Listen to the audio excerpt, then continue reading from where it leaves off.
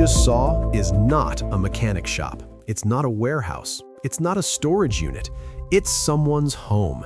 And every single morning, that person wakes up, walks 20 feet, and works on whatever they love, without a commute, without a separate mortgage, without a landlord.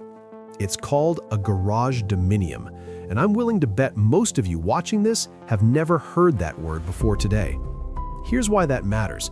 Because while everyone in the barndominium space is building the same open floor plan with the same metal siding and the same 3-bedroom layout, a quietly growing group of builders are doing something completely different. They're building a structure that functions as a home and a workspace, and, if they wanted to, a source of income, all under one roof, all on one budget. By the end of this video, you'll know exactly what a Garagedominium is, what it actually costs to build one in 2026, and whether it might genuinely be the smarter choice over a standard barndominium for your specific situation. Let's get into it. Let's start at the beginning, because this term gets confused constantly, and the confusion costs people money. A Garagedominium is not a barndominium with a garage attached. Almost every barndominium has some form of garage. That's not what this is. A Garagedominium is a structure where your vehicles and workspace become the main focus of the home, not an addition to it. The garage isn't a room inside the house. The garage is the house, with living quarters built around it. Think of it this way. In a standard barndominium, you design the living space first, bedrooms, kitchen, living room, and then you figure out where the garage goes. In a Garagedominium, you design the garage first. The living space wraps around what matters most to you, whether that's a 4-car collection, a full woodworking shop, an RV bay, or a professional mechanic setup. Historically, garages were spaces reserved for vehicles and storage. The modern Garagedominium transforms that entirely, blending living, storage, and working areas within a single structure in a way that creates what designers are now calling a home-life-work equilibrium. In practical terms, a Garagedominium typically features oversized garage bays on the main level, with living quarters either on the second floor as a loft or attached directly to one side of the garage footprint at ground level. The result is a home that is completely honest about what it prioritizes. And for the right person, that honesty is exactly what makes it the smartest build available. Now, before we get into who it's right for and what it costs, I need to tell you about the one thing that separates a Garagedominium from every other build in this space. Stay with me. Here is the single most important distinction, and once you understand it, every other decision about your build becomes clearer. In a standard barndominium, the open floor plan is designed for living flexibility. You can make it anything: gym, home office, creative studio. The garage is usually a 2-car attachment that satisfies the practical need for vehicle storage. In a Garagedominium, the floor plan is designed for workspace priority. The garage bays are often 30, 40, even 50 feet deep. The ceiling clearances are 12 to 14 feet, high enough for a lift. The doors are commercial grade, 10 to 14 feet tall. The electrical system is built for heavy equipment, not just household appliances. And the floor? Typically reinforced concrete or polished epoxy, because it's going to take weight and punishment. Unlike traditional garages designed primarily for vehicle storage, a Garagedominium is finished with interior elements traditionally found in homes: insulation, plumbing, proper wiring, while maintaining the robust and multifunctional characteristics of a professional working space. It's the only residential structure that genuinely serves both worlds at the same level. That distinction matters enormously when you're designing your build, because you can't retrofit a standard barndominium into a Garagedominium easily. You have to decide which one you're building from day one.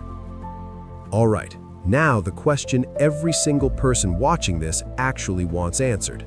What does it cost, and how does it compare to a standard barndominium?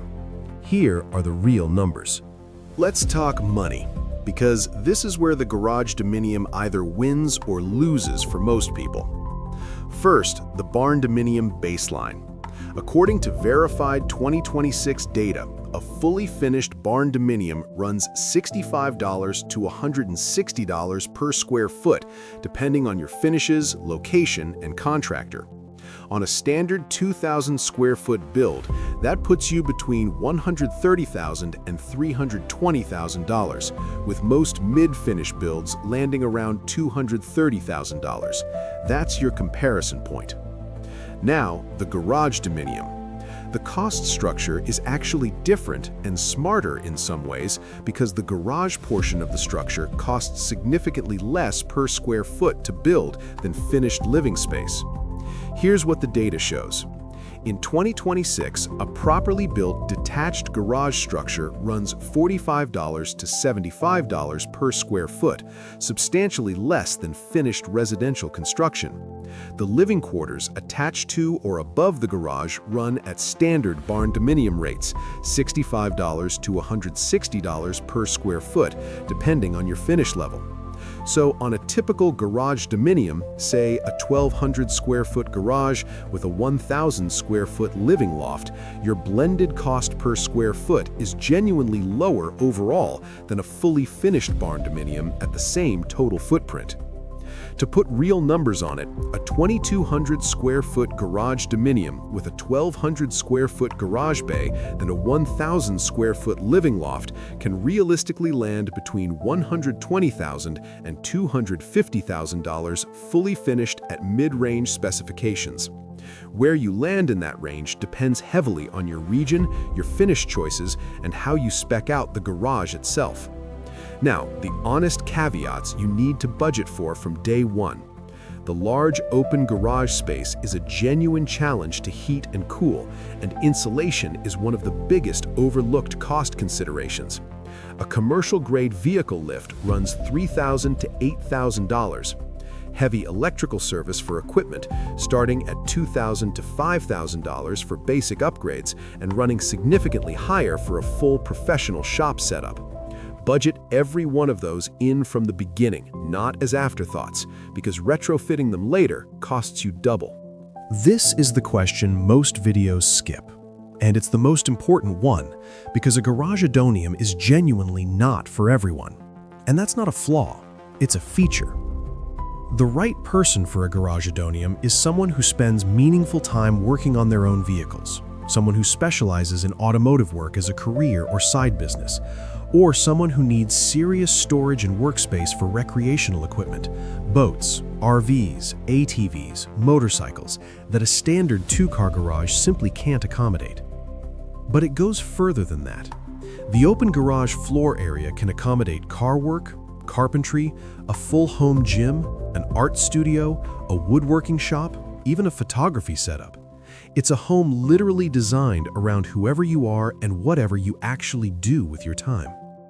For entrepreneurs and people running home-based businesses, the Garagedominium is particularly powerful. Integrating a professional workspace with living space eliminates the overhead of external rental entirely, and that math adds up fast, because workshop and garage rental space in most markets currently runs $500 to $1,500 per month.